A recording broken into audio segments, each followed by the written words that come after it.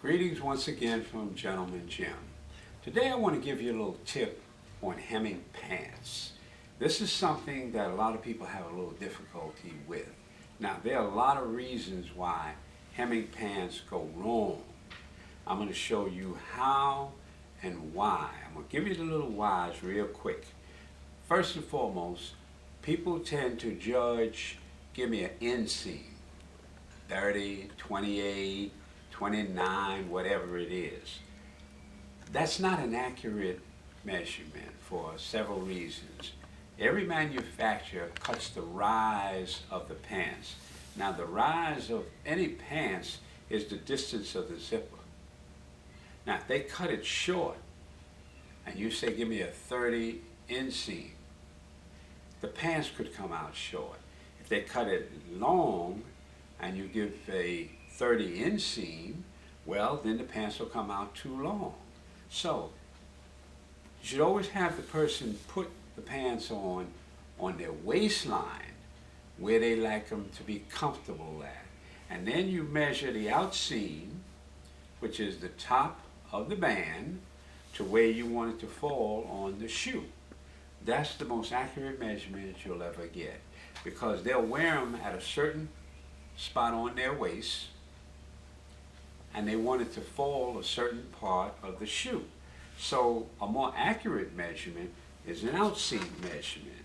And what you would do then is you want to measure from the top of the band to where you want it to end up at, not the inseam. Because if the manufacturer cuts a long inseam, the pants will come out longer. If they cut a short inseam, short rise, then it'll come out shorter.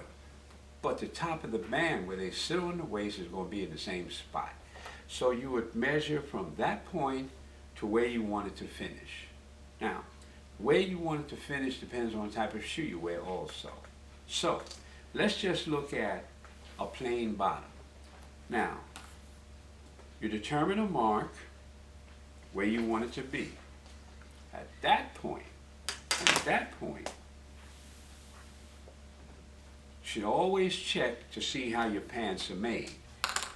Most manufacturers in ready-made garments, what they physically do is the pants get slanted down. The pants get narrower at the bottom. Now at that point, let me show you what happens. And this is where a lot of people run into a lot of challenges. If this is your bottom finish right here, that's your bottom finish. This is what happens. If you leave 2 inches as a hem, you need to find out what the distance across of where you're going to cut your hem off is.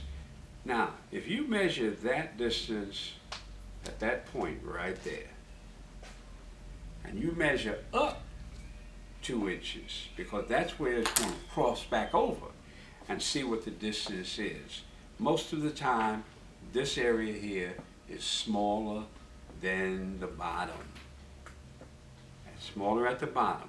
It gets wider in this area here. So what happens is, when you go to turn it up, now the bottom doesn't fit where the turn-up spot is. 2 ways you can go about that. Some people split it here in a plain bottom, or you would have to taper the leg in so that the bottom fits back up. This is why you see puckers in the bottom of the pants. That's just a little tip that people should understand. The turn back needs to fit and be the same distance as where it's going to connect up.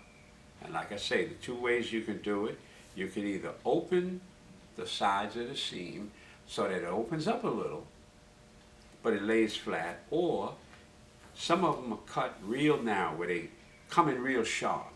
Then what you'd have to do is you would have to narrow this spot here so that your turn-up folds. That's one of the things that a lot of people don't do when they hem pants. Thank you very much once again from Gentleman Jim.